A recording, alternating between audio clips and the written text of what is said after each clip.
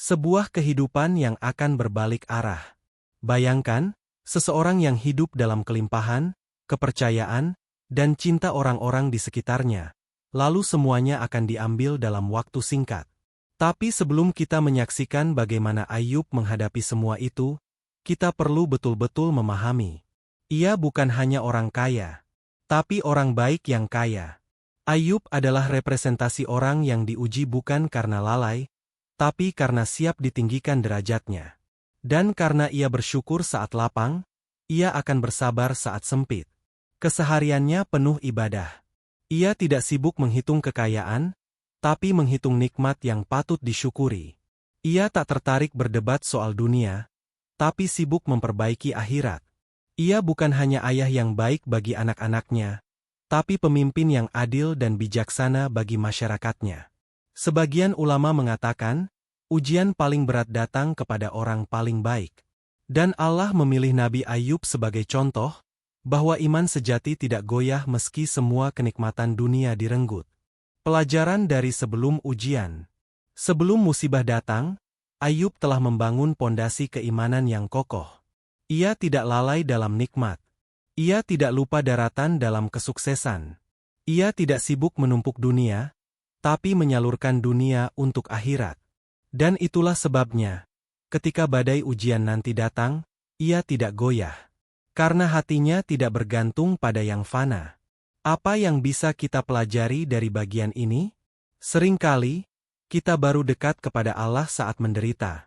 Tapi Ayub menunjukkan bahwa orang beriman sejati justru sudah dekat kepada Allah sejak diberi nikmat.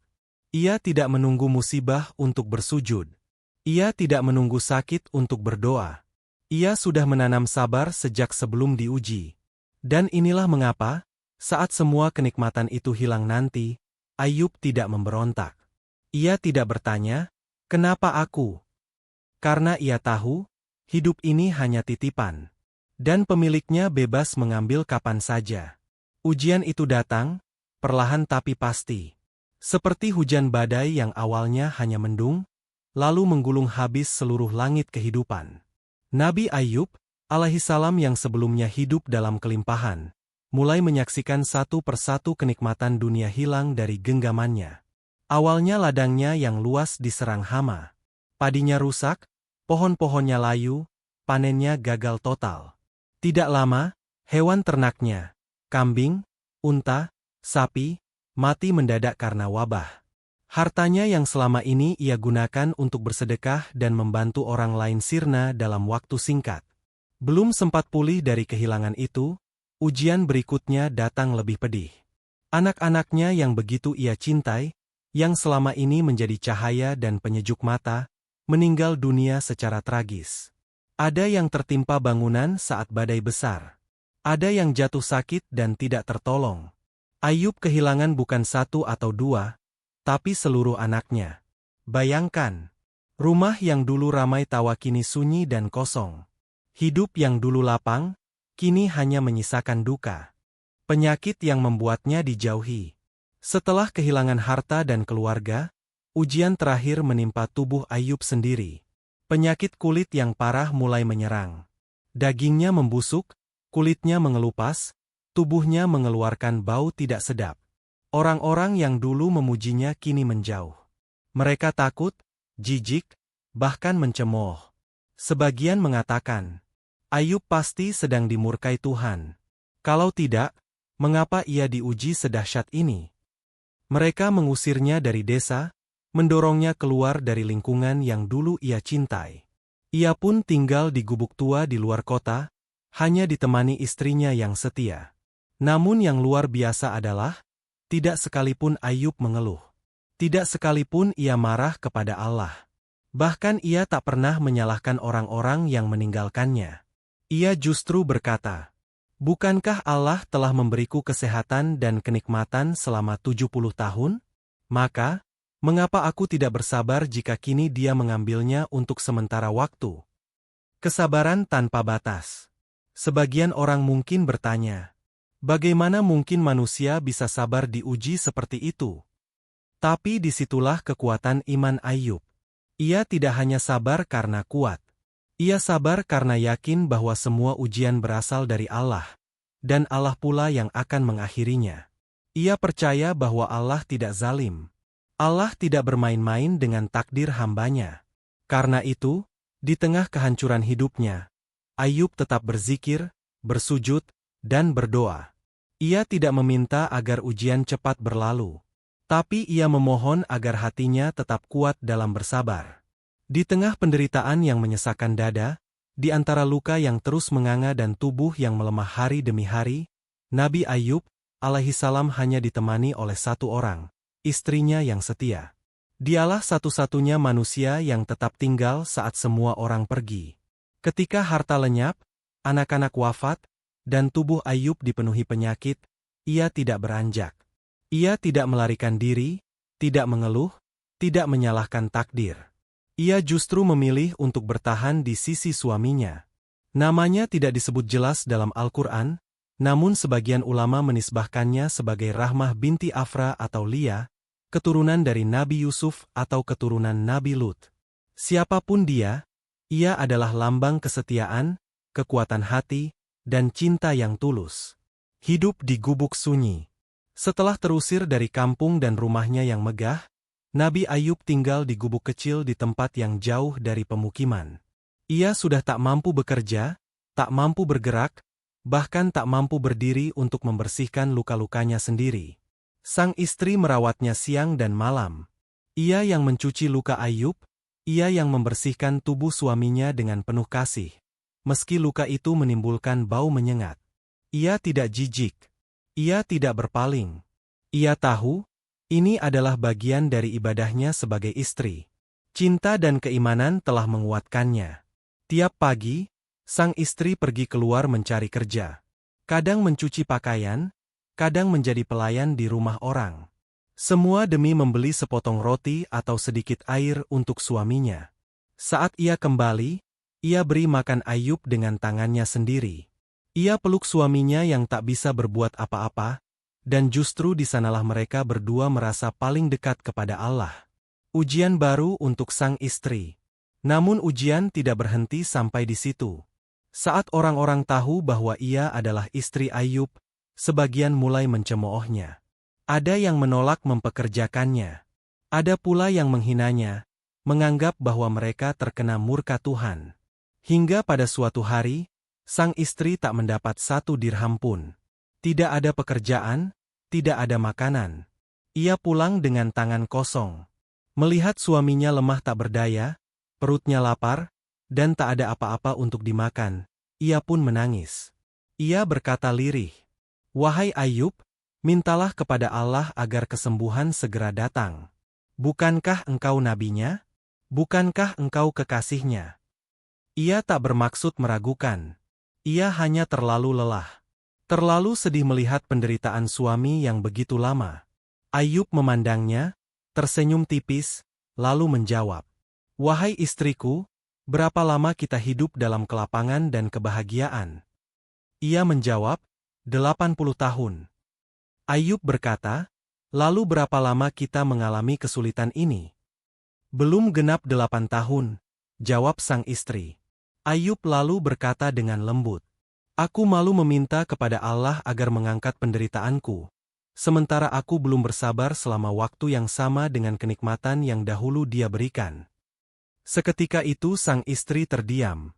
Ia menyadari bahwa sabar Ayub bukan sekadar menahan rasa sakit, tapi sabar yang penuh kesadaran dan penghormatan kepada Allah. Doa yang tidak pernah henti. Di tengah semua penderitaannya, Ayub tak pernah berhenti berzikir dan berdoa. Ia tidak berdoa dengan ratapan atau tangisan, tapi ia menyebut nama Allah dengan lembut, seperti seorang kekasih yang sedang berbicara dengan zat yang paling ia cinta. Hingga suatu hari, setelah bertahun-tahun sakit, lemah, dan dijauhi, Ayub berdoa kepada Allah, bukan karena ia tidak sanggup, tetapi karena ia rindu kembali beribadah dengan sempurna. Doanya sederhana, namun penuh makna. "Rabbi, ani masaniyad dhurru wa anta arhamur rahimin." Ya Tuhanku, sesungguhnya aku telah ditimpa penyakit, dan Engkaulah Tuhan yang Maha Penyayang di antara semua penyayang. Quran Surat Al-Anbiya 83. Perhatikan, tak ada keluhan. Tak ada kalimat, "Ya Allah, sembuhkan aku sekarang." Hanya pengakuan bahwa ia sedang sakit, dan pujian bahwa Allah Maha Penyayang. Dan Allah yang Maha mendengar doanya. Setelah bertahun-tahun diuji tanpa henti, kehilangan harta, keluarga, kesehatan, hingga kehormatan, Nabi Ayub alaihissalam tetap berdiri di satu titik yang tak pernah goyah, keyakinannya kepada Allah. Tak ada keluh kesah yang keluar dari lisannya, bahkan ketika tubuhnya tinggal tulang dan kulit, bahkan ketika luka-luka menganga di sekujur badannya, bahkan ketika tak ada satupun manusia yang sudi mendekat kecuali istrinya sendiri. Semua manusia mungkin menjauh, tapi Allah tidak pernah jauh. Dan pada satu titik, ketika semua manusia telah lupa siapa Ayub, Allah menjawab doanya. Doa yang tulus dari hati yang ikhlas. Hari itu tak berbeda dari hari-hari sebelumnya. Sang istri masih mencari penghidupan. Ayub masih terbaring dengan tubuh lemah. Tapi di antara keheningan dan kesakitan, Ayub mengangkat tangannya ke langit dan berdoa dengan hati yang penuh kelembutan. Rabbi, ani masaniyad dhurru wa anta arhamur rahimin. Ya Tuhanku, aku telah ditimpa kesusahan, dan Engkau adalah Tuhan yang Maha Penyayang di antara semua penyayang. Quran Surat Al-Anbiya 83. Doa itu singkat, tak penuh ratapan. Tidak mendikte Allah agar segera menyembuhkan, tapi justru menyentuh langit karena diucapkan dari hati yang paling dalam, penuh kerendahan dan harapan. Dan saat itu juga, langit pun terbuka. Perintah dari Allah, hentakkan kaki mu. Allah pun menjawab doa itu dengan wahyu. Hantamkanlah kakimu, inilah air yang sejuk untuk mandi dan minum. Quran Surat Sya'ad 42. Ayub pun menghentakkan kakinya yang lemah ke tanah, dan tiba-tiba muncullah mata air jernih dari bawah tanah yang tandus. Air itu bukan air biasa. Ia membawa kesembuhan. Ia adalah rahmat dari langit, hadiah bagi hamba yang telah sabar tanpa batas. Ayub mandi dengan air itu. Ia meminumnya. Dan keajaiban pun terjadi. Tubuhnya yang semula rusak, penuh luka, seketika sembuh total. Kulitnya kembali sehat, lebih segar dari sebelumnya. Tenaganya kembali pulih. Tidak ada bekas sedikit pun dari penyakit yang dulu membuatnya dijauhi manusia. Ayub kembali berdiri, bukan hanya secara fisik, tetapi juga dalam kemuliaan sebagai hamba Allah yang telah lulus ujian. Kembalinya kehidupan yang lebih indah. Setelah sembuh, Allah tidak hanya mengembalikan kesehatan Ayub. Allah juga mengembalikan semua kenikmatan yang pernah hilang, bahkan lebih banyak dan lebih indah dari sebelumnya. Harta benda yang dulu habis, kini kembali dengan jumlah berlipat ganda. Allah mengirimkan hujan belalang emas, yang dikumpulkan Ayub dengan penuh syukur. Anak-anak, Allah mengaruniakan kembali anak-anak yang syalih, dan bahkan sebagian ulama menyebut bahwa Allah menghidupkan kembali anak-anaknya yang wafat. Kedudukannya kembali dihormati oleh masyarakat, bahkan lebih dari sebelumnya. Orang-orang datang meminta maaf, meminta doa, dan menjadikan Ayub sebagai teladan iman dan kesabaran. Dan sang istri, yang dulu setia menemaninya dalam derita, ikut menikmati semua karunia itu. Ia tidak hanya menjadi saksi dari ujian panjang itu, tapi juga dari keindahan akhir cerita yang ditulis Allah. Pelajaran dari jawaban Allah. Ayub telah menunjukkan bahwa sabar bukan sekadar diam menahan derita, tapi berserah dalam keimanan yang kuat. Dan Allah pun menunjukkan bahwa tidak ada sabar yang sia-sia. Apa yang Allah berikan kepada Ayub bukan hanya balasan fisik, tapi juga penghormatan abadi. Namanya diabadikan dalam Al-Quran sebagai simbol keteguhan, contoh untuk semua umat manusia. Sesungguhnya kami dapati dia seorang yang sabar. Sebaik-baik hamba. Sesungguhnya dia adalah orang yang selalu kembali kepada Allah. Quran Surat Sya'ad 44. Allah tidak membiarkan Ayub jatuh selamanya. Dan Allah tidak akan membiarkan kita jatuh selamanya. Akan datang masa di mana ujian berakhir, dan pertolongan Allah datang dengan cara yang tidak disangka-sangka. Waktu berlalu, penderitaan Nabi Ayub alaihissalam menjadi kenangan. Luka-luka telah sembuh. Kesepian telah berganti dengan keceriaan. Harta kembali melimpah, anak-anak kembali hadir, dan kesehatan pulih sempurna.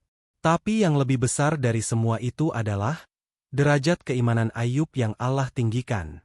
Kisahnya bukan hanya untuk dituliskan dalam kitab, tapi untuk ditanamkan dalam hati, agar umat setelahnya belajar bahwa ujian tidak pernah sia-sia, selama kita bersabar dan terus berharap hanya pada Allah. Sabar itu cahaya. Dalam sebuah hadits, Rasulullah bersabda, sabar itu cahaya. Muslim. Cahaya yang menerangi hati saat dunia terasa gelap. Cahaya yang menyinari jalan saat semua arah terasa buntu. Dan Nabi Ayub membuktikan hal itu. Ia tidak hanya bersabar saat diuji, tapi ia menghidupkan sabarnya dengan kesadaran bahwa Allah Maha Melihat dan Maha Tahu. Tak ada manusia yang melihatnya saat ia tergeletak sendiri. Tapi Ayub yakin, Allah tetap bersamanya. Sesungguhnya Allah bersama orang-orang yang sabar. Quran Surat Al-Baqarah 153. Itulah sebabnya Ayub tidak hancur meski segalanya diambil.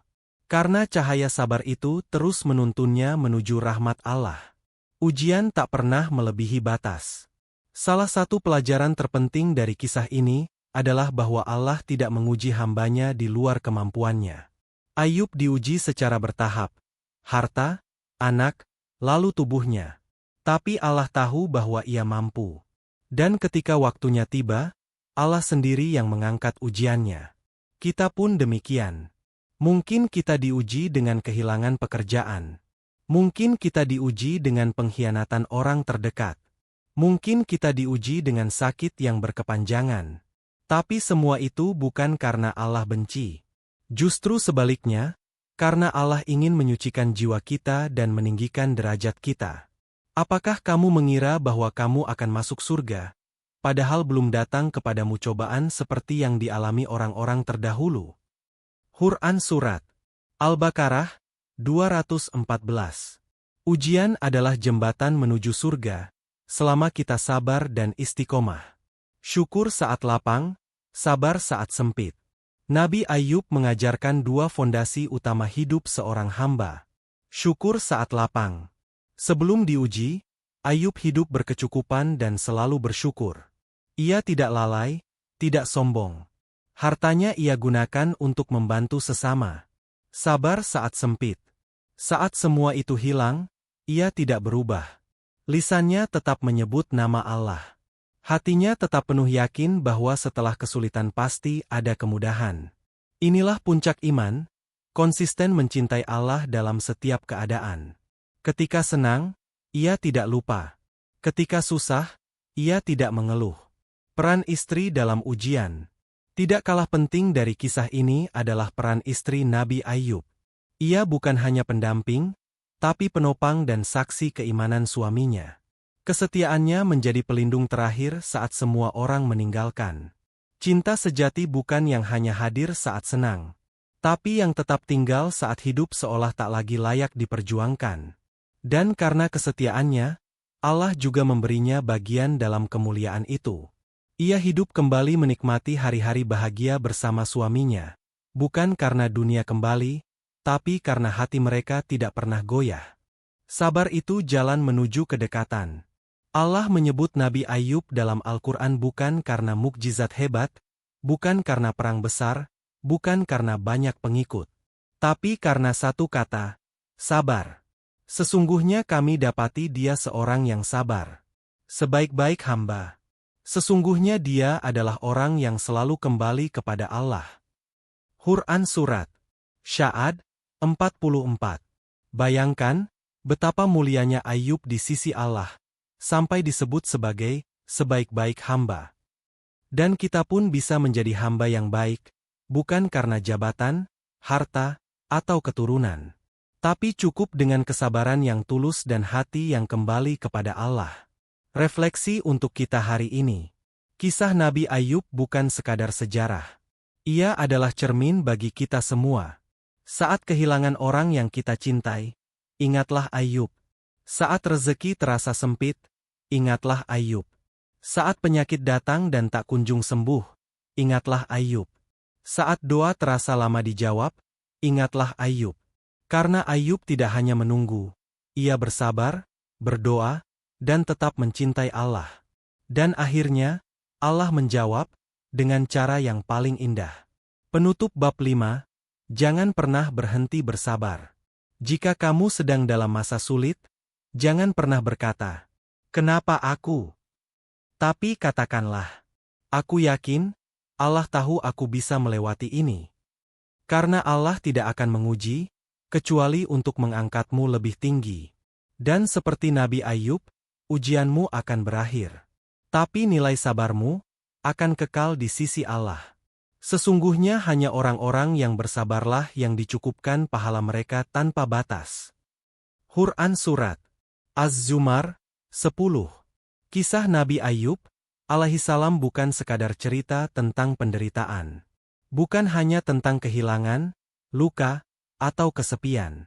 Tapi ia adalah cermin keimanan, di mana kita belajar bahwa kebahagiaan sejati tidak ditentukan oleh apa yang kita miliki, tetapi oleh bagaimana kita bersyukur dan bersabar atas semua yang Allah tetapkan. Ayub telah membuktikan bahwa ketika harta hilang, ia tetap bersyukur. Ketika anak-anaknya wafat, ia tetap berserah. Ketika tubuhnya sakit, ia tetap berdoa tanpa keluh. Ketika semua manusia menjauh, ia tahu bahwa Allah tetap dekat. Kesabaran Ayub bukan karena ia kuat, tapi karena ia yakin Allah Maha Lembut dan Maha Tahu waktu terbaik untuk menolong. Dan benar, ketika waktunya tiba, pertolongan Allah datang lebih indah dari yang ia bayangkan. Untuk kita yang sedang diuji, mungkin kita hari ini sedang berada di titik lelah. Sedang dihimpit kesulitan yang tak kunjung usai. Merasa sendiri, tak dipahami, atau merasa doa belum juga dikabulkan. Tapi kisah ini mengajarkan kita satu hal penting. Bertahanlah. Bersabarlah. Karena ujian pasti ada akhirnya. Dan janji Allah itu pasti benar. Sesungguhnya bersama kesulitan ada kemudahan. Quran Surat Al-Insyirah 6. Refleksi untuk kita hari ini. Kisah Nabi Ayub bukan sekadar sejarah. Ia adalah cermin bagi kita semua. Saat kehilangan orang yang kita cintai, ingatlah Ayub. Saat rezeki terasa sempit, ingatlah Ayub. Saat penyakit datang dan tak kunjung sembuh, ingatlah Ayub. Saat doa terasa lama dijawab, ingatlah Ayub. Karena Ayub tidak hanya menunggu, ia bersabar, berdoa, dan tetap mencintai Allah. Dan akhirnya, Allah menjawab dengan cara yang paling indah. Penutup bab 5. Jangan pernah berhenti bersabar. Jika kamu sedang dalam masa sulit, jangan pernah berkata, "Kenapa aku?" Tapi katakanlah, "Aku yakin, Allah tahu aku bisa melewati ini." Karena Allah tidak akan menguji, kecuali untuk mengangkatmu lebih tinggi. Dan seperti Nabi Ayub, ujianmu akan berakhir. Tapi nilai sabarmu akan kekal di sisi Allah. Sesungguhnya hanya orang-orang yang bersabarlah yang dicukupkan pahala mereka tanpa batas. Quran Surat Az-Zumar 10. Kisah Nabi Ayub alaihissalam bukan sekadar cerita tentang penderitaan. Bukan hanya tentang kehilangan, luka, atau kesepian. Tapi ia adalah cermin keimanan, di mana kita belajar bahwa kebahagiaan sejati tidak ditentukan oleh apa yang kita miliki, tetapi oleh bagaimana kita bersyukur dan bersabar atas semua yang Allah tetapkan. Ayub telah membuktikan bahwa ketika harta hilang, ia tetap bersyukur. Ketika anak-anaknya wafat, ia tetap berserah. Ketika tubuhnya sakit, ia tetap berdoa tanpa keluh. Ketika semua manusia menjauh, ia tahu bahwa Allah tetap dekat. Kesabaran Ayub bukan karena ia kuat, tapi karena ia yakin Allah Maha Lembut dan Maha Tahu waktu terbaik untuk menolong. Dan benar, ketika waktunya tiba, pertolongan Allah datang lebih indah dari yang ia bayangkan. Untuk kita yang sedang diuji, mungkin kita hari ini sedang berada di titik lelah. Sedang dihimpit kesulitan yang tak kunjung usai. Merasa sendiri, tak dipahami, atau merasa doa belum juga dikabulkan. Tapi kisah ini mengajarkan kita satu hal penting. Bertahanlah. Bersabarlah. Karena ujian pasti ada akhirnya. Dan janji Allah itu pasti benar. Sesungguhnya bersama kesulitan ada kemudahan. Quran Surat Al-Insyirah 6.